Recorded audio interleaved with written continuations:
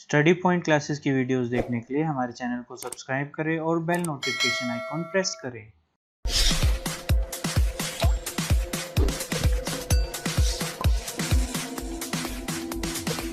नमस्कार दोस्तों, स्वागत है आपका स्टडी पॉइंट क्लासेस की एक और वीडियो में। मेरा नाम है विनायक वधवा और मैं माफ़ी चाहूँगा, काफ़ी दिनों बाद मैं वीडियो बना रहा हूँ। आई थिंक 6 महीने से ऊपर हो गए हैं। प्रॉब्लम रही, मैं भी फिज़िकली फ़िट नहीं था कि मैं वीडियो बना पाऊँ। तो चलिए, मैं वो अभी डिस्कस नहीं करूँगा, वो मैं बहुत डिस्कस कर चुका हूँ। तो आज के जो हमारा टॉपिक रहेगा वो रहेगा कमेटीज़ या कमीशंस जो हमारी लाइब्रेरीज़ के ऊपर बनी है इंडिया में, और या फिर जो इम्पोर्टेंट कमेटीज़ जिनका रोल रहा है हमारी लाइब्रेरीज़ की डेवलपमेंट में इंडिया के अंदर, उसका कौन कौन सी कमेटीज़ थी, वो कब बनी थी। वीडियो शुरू करने से पहले, अगर आपने हमारे चैनल स्टडी पॉइंट क्लासेस को अभी भी यूट्यूब पे सब्सक्राइब नहीं किया है तो हमारे चैनल को अभी सब्सक्राइब करिए और नोटिफिकेशन बेल आइकॉन जरूर प्रेस करिए, ताकि जैसे ही कोई नेक्स्ट वीडियो अपलोड हो आपको नोटिफिकेशन आ जाए। आप हमें टेलीग्राम पे भी फॉलो कर सकते हैं। इस वीडियो की पीडीएफ आपको टेलीग्राम पे ही मिलेगी, तो ज़रूर उस पर फॉलो करिए। आगे हमारे फर्दर प्लान है, उस पर हम क्विजेस भी करेंगे टेलीग्राम पर, तो आप हमें टेलीग्राम पे ज़रूर फॉलो करिए। तो शुरू करते हैं हमारे इस लेक्चर को। तो बेसिकली हमने आज क्या पढ़ना है, हमने आज पढ़ना है जो जो कमेटीज़ या कमीशंस बनी है लाइब्रेरीज़ के ऊपर इंडिया में, तो उसके बारे में पेपर में इससे एक या दो क्वेश्चन आता ही आता है। मिनिमम एक क्वेश्चन हर एग्जाम में पेपर में क्वेश्चन आएगा। चाहे आप नेट का पेपर दे रहे हो या फिर आप केवीएस एनवीएस या किसी भी स्टेट एग्जाम का पेपर दे रहे हो। अभी हमारा डीएसएसबी का भी पेपर आने वाला है और पंजाब का भी अभी निकला है, जम्मू कश्मीर का भी निकला है। तो कोई भी आप लाइब्रेरी साइंस का पेपर दो, उसमें से एक क्वेश्चन इसमें से आपको डेफिनेटली मिलेगा। और कैसे मिलेगा वो मैं आपको बताऊंगा। तो बेसिकली हमारे 3 लैंडमार्क रहे हैं जो लाइब्रेरीज की प्रोग्रेस हुई है इंडिया में, उसमें अब क्या रहे हैं लैंडमार्क। पहला लैंडमार्क रहा है जो हमारा द नेशनल लाइब्रेरी, जो हमारा बना है, ग्रोथ हुई है और उसकी जो डेवलपमेंट हुई है, ये लैंडमार्क रहा है लाइब्रेरीज की डेवलपमेंट में। दूसरा हमारा क्या लैंडमार्क रहा है, जो पब्लिक लाइब्रेरी लेजिस्लेशंस हैं 6 स्टेट में, अब काफ़ी स्टेट्स में आ गए हैं। तो उसमें क्या उससे हमारी जो पब्लिक लाइब्रेरी सिस्टम है वो कैसे डेवलप हुआ है, तो इससे भी हमारी लाइब्रेरीज में ग्रोथ मिली है इंडिया के अंदर। और तीसरा, जितनी हमारी यूनिवर्सिटीज़ कॉलेज लाइब्रेरीज बनी है, उसमें भी हमारी जो इंडिया की लाइब्रेरीज है उनमें प्रोग्रेस हुई है। बेसिकली ये 3 आई थी, बट इनके अलावा ये जब ये किसी भी कोई भी काम होता है लाइब्रेरीज का, तो उसके लिए एक कमेटी बनाई जाती है, या किसी चीज़ को, किसी प्रोजेक्ट को जब भी गवर्नमेंट स्टार्ट करती है तो उसके लिए एक कमेटी बनाई जाती है और वो कमेटी अपनी रिपोर्ट सबमिट करती है। और उसी रिपोर्ट पे आगे गवर्नमेंट या तो बिल बनाती है या फिर उसके लिए कोई प्रोविज़न तैयार करती है। इसीलिए कमेटीज़ का बहुत ही इम्पोर्टेंट रोल रहता है हमारी लाइब्रेरीज डेवलपमेंट में। तो इसके बाद हमारा जो पहला टॉपिक है, इसमें से पेपर में क्वेश्चन आता ही आता है। देखो, ये कोई कमेटी नहीं है, ये मैंने ऐड करा है क्योंकि ये रह भी गया था ये हमारा टॉपिक। ये क्या है, नेशनल नेपलिस। इसमें से क्वेश्चन आ जाता है कई बार पेपर में। और पेपर में क्वेश्चन कैसे आता है, सबसे पहले तो फुल फॉर्म पूछी जाती है नेपलिस की क्या है, कई बार पेपर में आपको मिलेगा ये। या दिल्ली के कोई भी एग्जाम देते हो कॉलेजेस का, उसमें ये फुल फॉर्म बहुत बार पूछी जाती है, तो ये आप थोड़ा ध्यान दीजिए। और कई बार ये पेपर में क्वेश्चन में पूछा भी जाता है कि नेपलिस की फुल फॉर्म क्या होती है। देखो, जो नेपलिस क्या है मैं आपको बता देता हूँ। नेपलिस है national policy on library and information. Basically इसका क्या मकसद था, क्यों इसको बनाया गया था नेपलिस को। जो नेपलिस था, इसको फॉर्मुलेट करा था ट्रिपल RLF द्वारा। जो कब बना था, 1972। देखो, जो राजा राम मोहन रॉय लाइब्रेरी फाउंडेशन है, ये 1972 में बना था। ये भी बहुत इंपॉर्टेंट क्वेश्चन है, बहुत बार पेपर में आता है। ठीक है, तो आपको ये भी पता होना चाहिए, जो RLF था ये 1972 में बना था। इन्होंने ये कंसेप्ट मतलब इजाद करा था कि एक नेपलिस होना चाहिए, मतलब एक नेशनल पॉलिसी बननी चाहिए हमारी लाइब्रेरी इंफॉर्मेशन सिस्टम के ऊपर। ठीक है, एक एक पूरे नेशन पे एक पॉलिसी होनी चाहिए, ताकि हमारी जो लाइब्रेरीज हैं वो डेवलप हो सके। और इसके इनका साथ RRLF का साथ किसने दिया था, ILA ने। मतलब इन दोनों ने मिलकर फॉर्मुलेट करा था एक ऐसी पॉलिसी होनी चाहिए, और गवर्नमेंट के आगे ये ले गए थे कि एक ऐसी पॉलिसी बनाओ जिससे हमारी जो नेशनल लाइब्रेरीज हैं उसका कुछ डेवलपमेंट हो, उसका ग्रोथ हो, कुछ ऐसी एक लाइब्रेरीज बनाओ। तो जब ये लेके गए ये पॉलिसी आगे, तो जो डिपार्टमेंट ऑफ कल्चर मिनिस्ट्री, जो डिपार्टमेंट ऑफ कल्चर था, जो कि पहले मिनिस्ट्री ऑफ एचआरडी और कल्चर एक ही डिपार्टमेंट था, अभी अभी सिर्फ ये अलग डिपार्टमेंट, डिपार्टमेंट ऑफ कल्चर, जिसके अंडर ट्रिपल आरएलएफ भी आता है। ये भी याद कर लो, पेपर में क्वेश्चन आता है, ट्रिपल आरएलएफ किसके अंडर आता है? Department of culture. ठीक है। तो इन इन जो डिपार्टमेंट ऑफ कल्चर था गवर्नमेंट ऑफ इंडिया का, उन्होंने एक कमेटी बनाई जिसके चेयरमैन कौन थे?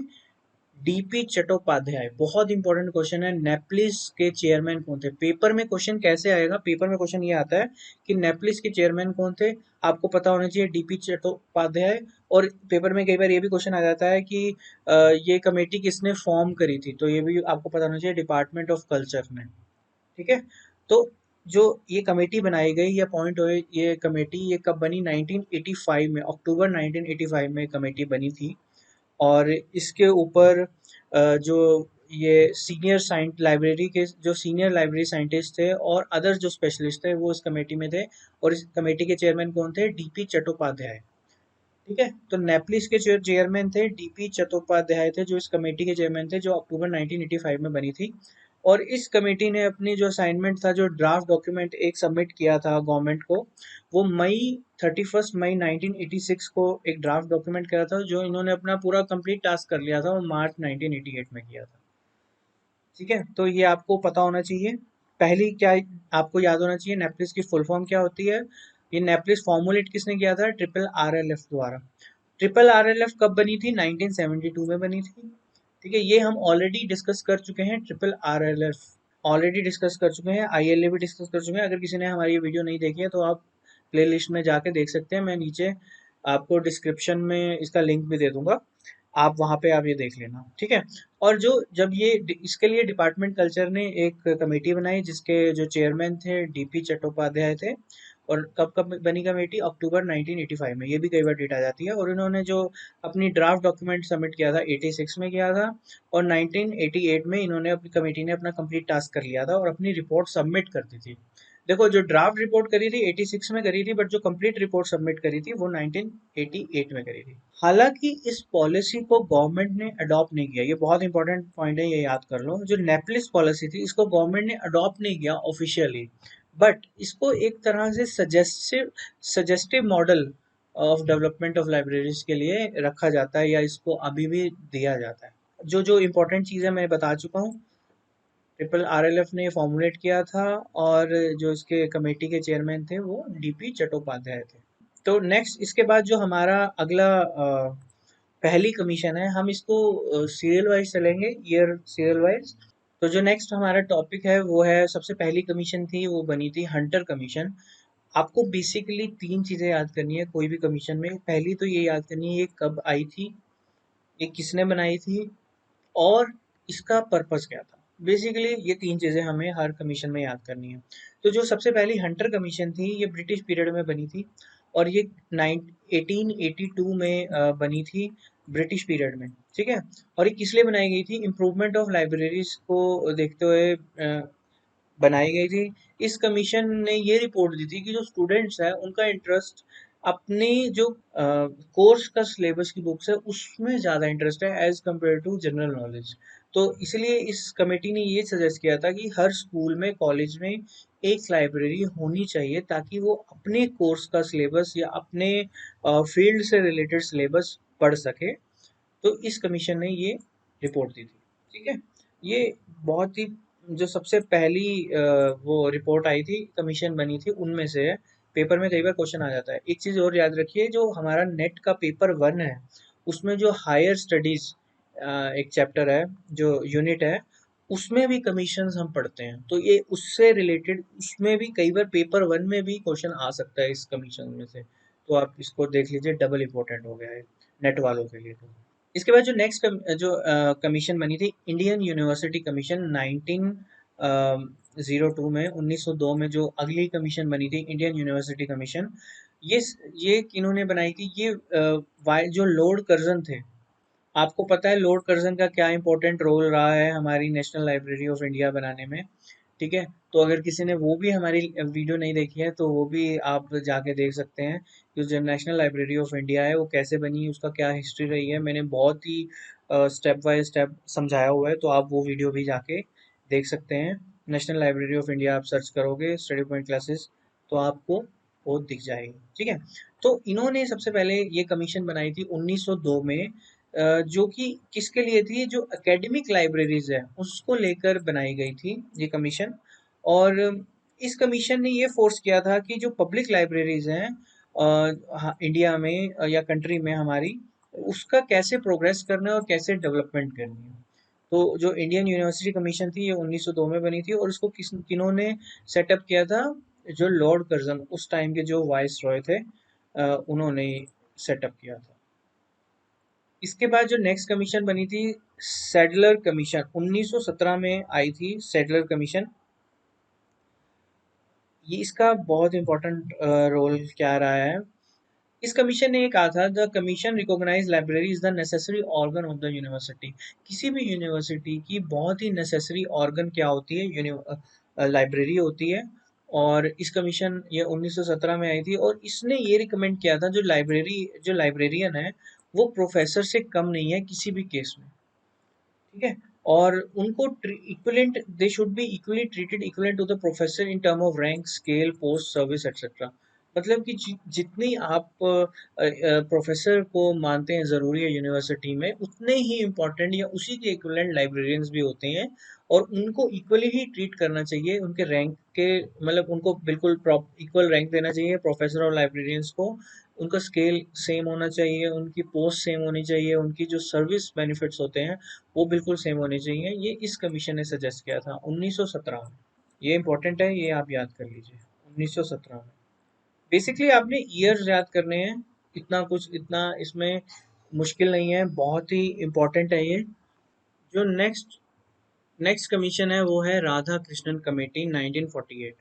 देखिए, जितना अभी तक हमने पढ़ा वो सारे प्री इंडिपेंडेंट की जो कमीशंस थी वो थी, बट जो पहली आफ्टर इंडिपेंडेंस जो पहली कमेटी बनी थी, वो बनी थी राधा कृष्णन कमेटी। ठीक है, और इस कमेटी को क्या बोला जाता है, यूनिवर्सिटी एजुकेशन कमीशन भी बोला जाता है। इंपॉर्टेंट है, इसको याद कर लो। और 1948 में बनी थी। देखो, इसके जो चेयरमैन थे वो बने थे doctor S R Radha Krishnan. आपको पता ही है कौन थे ये, इनका भी बहुत इंपॉर्टेंट रोल रहा है। और इन्होंने क्या, इन्होंने रिपोर्ट दी थी कि एकेडमिक लाइब्रेरीज को कैसे बेटरमेंट करा जाए। ठीक है, और तो ये भी बहुत इंपॉर्टेंट है। तो ये इंपॉर्टेंट है, राधा कृष्णन कमेटी बहुत ही बार पेपर में क्वेश्चन आता है, बहुत ही इंपॉर्टेंट है, इसको इंपॉर्टेंट मार्क कर लो। नेक्स्ट जो कमीशन बना था वो बना था सेकेंडरी एजुकेशन कमीशन। अब इसके नाम से ही पता लग रहा है ये स्कूल से रिलेटेड है। सेकेंडरी एजुकेशन ये 1953 में बना था। इनके चेयरमैन कौन थे, डॉक्टर ए एल मुदालियार। ठीक है, तो जो इसके चेयरमैन थे सेकेंडरी एजुकेशन कमीशन के। और the commission pointed that the libraries, जो स्कूल की थी उसके ऊपर ये कमीशन पॉइंटेड था, और उसकी बेटरमेंट के लिए इसने रिपोर्ट दी थी। तो पेपर में क्वेश्चन कैसे आता है मैं आपको बता देता हूँ। पेपर में क्वेश्चन क्या आएगा, यहाँ कमिटीज लिखी होंगी 4-5, और यहाँ ईयर्स लिखे होंगे, आपको मैच द फॉलोइंग। नेट में ऐसा भी पेपर में क्वेश्चन आता है, या किसी भी एग्जाम में आ सकता है। तो ये आप याद कर लो, जो सेकेंडरी एजुकेशन कमीशन था 1953 में आया था, राधा कृष्णन कमेटी 1948 में आया था। इनके chairman doctor A L Mudaliar थे, और जो राधा कृष्णन कमेटी के चेयरमैन थे doctor S R Radha Krishnan थे। तो आई होप समझ आ गया होगा। नेक्स्ट जो है वो है यूजीसी। देखो, 1953 में यूजीसी जो कमीशन था उसका गठन हुआ था।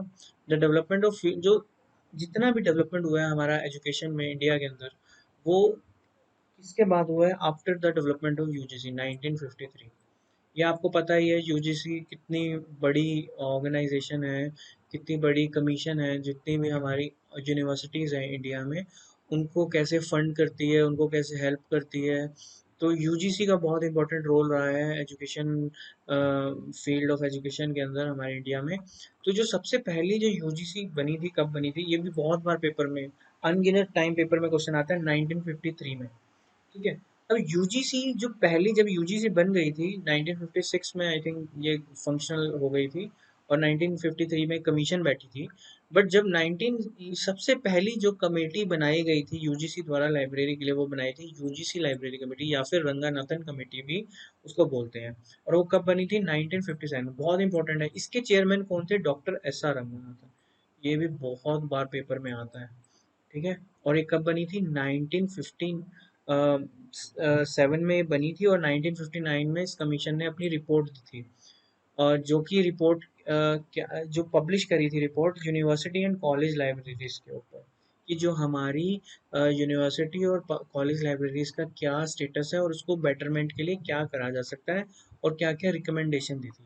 ये बहुत इंपॉर्टेंट है, इसके लिए मैंने इसलिए रिकमेंडेशन भी इसमें दिया है कि सबसे पहले तो एक फ्रेमवर्क प्रोवाइड किया था या गाइडलाइंस दी थी कि कैसे ग्रांट इन एड प्रोग्राम चलाए जाएंगे। ग्रांट इन एड का मतलब क्या होता है कि जो वित्तीय सहायता या कोई भी सहायता, जो ऐसे प्रोग्राम चलाए जाएंगे हमारी यूनिवर्सिटीज़, कॉलेज यूनिवर्सिटीज़ लाइब्रेरीज या कॉलेज लाइब्रेरीज को देने के लिए।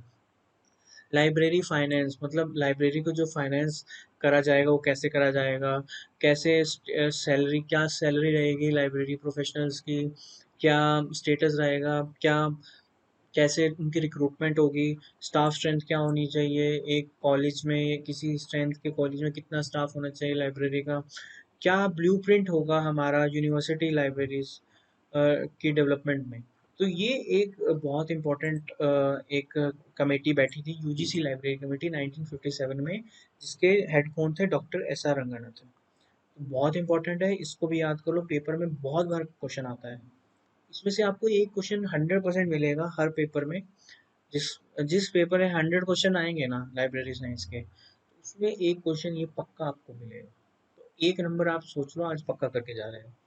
नेक्स्ट हमारे पास जो है वो है सिन्हा या एडवाइजरी कमेटी। इसको एडवाइजरी कमेटी भी बोला जाता है और इसको सिन्हा कमेटी भी बोला जाता है। ये 1958 में आई थी, और जो गवर्नमेंट ऑफ इंडिया ने एक 1957 में कमेटी यू नो एक गठन किया था 1957 में, जिस कमेटी के चेयरमैन कौन थे?